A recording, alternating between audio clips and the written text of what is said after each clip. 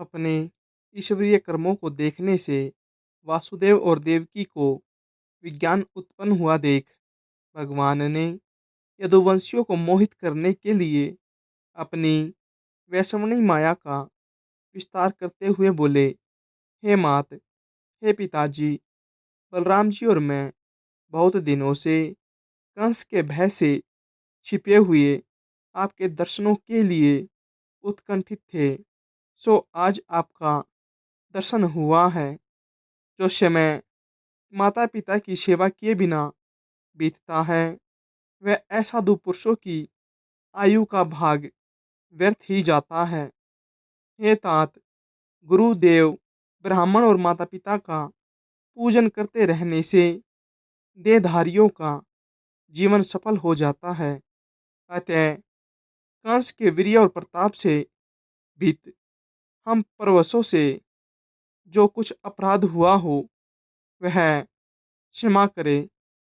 राम और कृष्ण ने इस प्रकार कह माता पिता को प्रणाम किया और फिर कर्मश समस्त यदुवृद्धों का यथा योग्य अभिवादन कर प्रवासियों का सम्मान किया।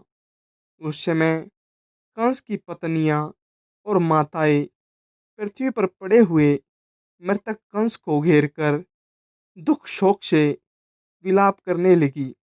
तब कृष्ण ने भी अत्यंत पश्चाताप से विहल हो स्वयं आंखों में आंसू भरकर उन्हें अनेकों प्रकार से ढांढस बंधाया। तदंतर श्री मधुसूदन ने, जिसका पुत्र मारा गया है, उस राजा उग्रसेन को बंधन से मुक्त किया और उन्हें अपने राज्य पर अभिषिक्त कर दिया। श्री कृष्ण द्वारा राज्याभिषिक्त होकर यदुश्रेष्ठ उग्रसेन ने अपने पुत्र तथा और भी जो लोग वहां मारे गए थे उन सब के और्धदेहिक कर्म किए और और्धदेहिक कर्मों से निवृत्त होने पर सिंहासन आरूढ़ उग्रसेन से श्री हरि बोले, हे विभो, हमारे योग्य जो सेवा हो उसके लिए हमें निशंक होकर आज्ञा दीजिए।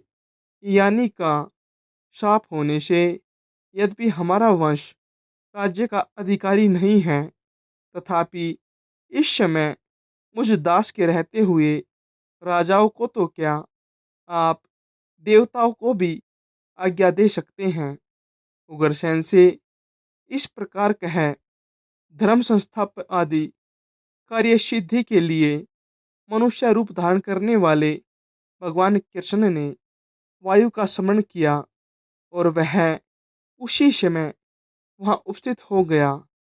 तब भगवान ने उससे कहा, हे वायु, तुम जाओ और इंद्र से कहो कि व्यर्थ गर्व छोड़कर तुम उग्रसेन को अपनी सुधर्मा नामक सभा दो। कृष्ण की आज्ञा है कि यह सुधर्मा सभा नामक सर्वोत्तम रतन राजा के ही योग्य है।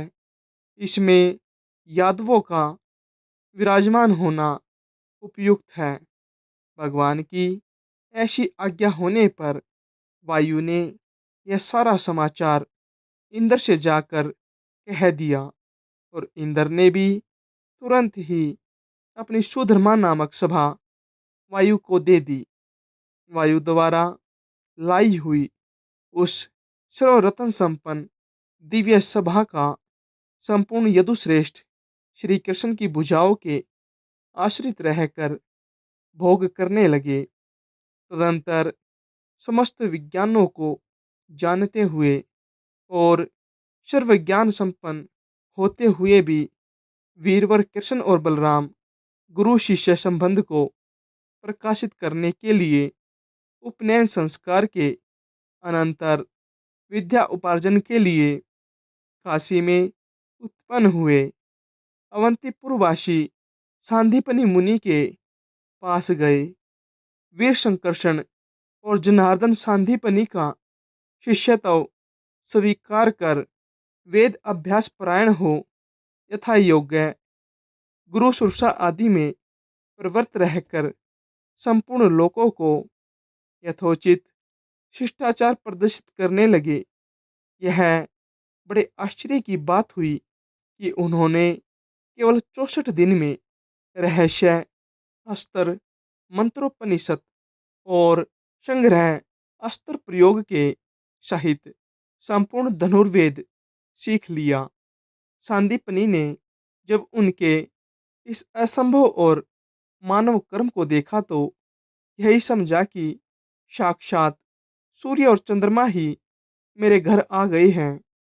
उन दोनों ने अंगों सहित चारों वेद, संपूर्ण शास्त्र और सब प्रकार के अस्त्र विद्या एक बार सुनते ही प्राप्त कर ली और फिर गुरुजी से कहा, कहिए आपको क्या गुरु दक्षिणा दें।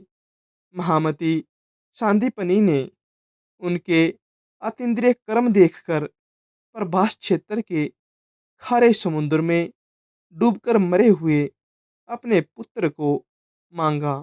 तदंतर जब से शस्त्र ग्रहण कर समुद्र के पास पहुंचे तो समुद्र अर्घ्य लेकर उनके सम्मुख उपस्थित हुआ और कहा, मैंने सांदीपनि का पुत्र हरण नहीं किया। मेरे जल में पंचजन नामक एक दैत्य शंख रूप से रहता है। उसी ने उस बालक को पकड़ लिया था। समुद्र द्वारा इस प्रकार कहने पर कृष्ण ने जल के भीतर जाकर पंचजन का वध किया और उसकी अस्थियों से उत्पन्न हुए शंख को ले लिया, जिसके शब्द से दैत्यों का बल नष्ट हो जाता है, देवताओं का तेज बढ़ता है और अधर्म का क्षय होता है। तदंतर उस पांचजन्य शंख को बजाते हुए श्री कृष्ण और बलराम यमपुर को गए और सूर्यपुत्र यम को जीतकर यम यातना भोगते हुए उस बालक को पूर्ववत शरीर युक्त कर उसके पिता को दे दिया। इसके पश्चात वे राम और कृष्ण राजा उग्रसेन द्वारा परिपालित मथुरापुरी में, जहाँ के स्त्री पुरुष उनके आगमन से आनंदित हो रहे थे, पधारे।